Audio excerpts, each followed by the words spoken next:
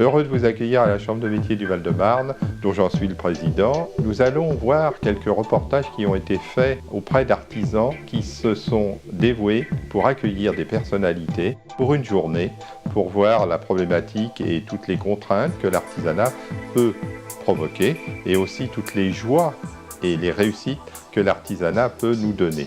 Voilà, je crois que maintenant nous allons pouvoir découvrir Artisans d'un jour et découvrir ces beaux métiers de l'artisanat.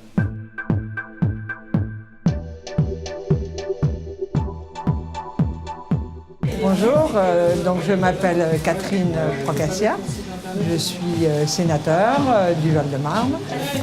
Je suis plutôt spécialiste de toutes les questions du droit du travail au Sénat. Pascal, mais je suis le dirigeant de l'entreprise. Alors ici, j'ai Stéphanie qui est notre responsable, qui a commencé chez nous il y a 3 ans en tant qu'apprentie en BP. Donc elle a fait son CAP en 1 an après une reconversion professionnelle. Et ensuite on a Delphine, fin du mois 18 ans, qui est en première année de BP et qui est elle au CFA de Saint-Maur. Alors, déjà, est-ce qu'il y a des fleurs que vous aimez plus que d'autres, avec lesquelles vous aimeriez travailler? J'adore les anémones. Très bien. Je trouve que ça fait très très beau, mais je ne sais pas les mettre en bouquet. On va vous montrer. Moi, quand j'achète des hortensias comme ça, au bout de 2 jours, 3 jours, ils sont fanés. C'est vrai? Ouais. Parce que vous n'achetez pas chez nous? Alors chez nous, ça n'existe pas, les bouquets qui tiennent 3-4 jours. D'accord. Chez nous, ils tiennent 1 semaine. Même dans un appartement très chaud? Minimum. Si les clients, de temps en temps, reviennent avec une botte de rose qui n'a pas tenu, ou on la change systématiquement parce que, compte tenu de la manière dont on travaille, ça ne doit pas arriver. Elle va vous montrer. Oui, et après, j'essaierai d'en refaire un. Donc on a des bouquets tout faits à 22,50 pour les personnes qui sont pressées. Et puis ensuite, on a les clients qui viennent et qui vont composer leur bouquet ou qui vont nous demander à nous de leur composer un bouquet. Quand un client il décide de faire plaisir en achetant des fleurs, évidemment il a un budget en tête, mais sa priorité, c'est le plaisir qu'il va procurer à la personne qui va l'offrir et le plaisir que ça va lui procurer à lui-même.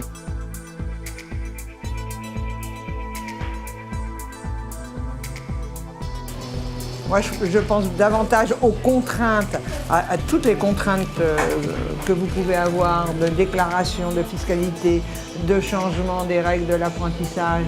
On a supprimé il y a 2 ans les aides, on les a rétablies. Là, on remet 1 000 €. Est-ce que ça vous incite ou pas à dire je vais prendre un apprenti de plus, ou est-ce que la charge de former un apprenti est trop lourde en vous disant, moi dans mon magasin, de toute façon, j'en ai pas besoin. Comment? Ce qui nous pose problème, c'est pas du tout le métier, parce que si on l'a choisi, on le fait avec passion, on aime ce qu'on fait. Après, ce qui va nous poser problème, c'est évidemment les lois, parce qu'elles sont faites pour une majorité d'entreprises.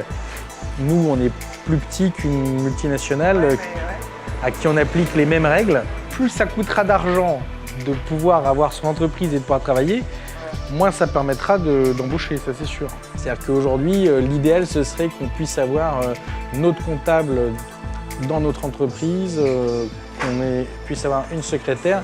Je ne demande qu'à embaucher.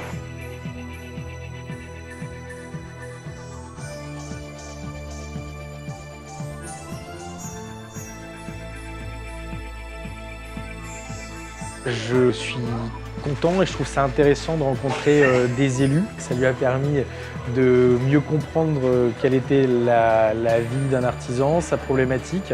Ça m'intéressait effectivement de pouvoir discuter avec un artisan de la façon dont il organise son temps, dont il travaille avec ses salariés, ses apprentis, quelles étaient ses contraintes. C'était à la fois intéressant et à la fois très agréable.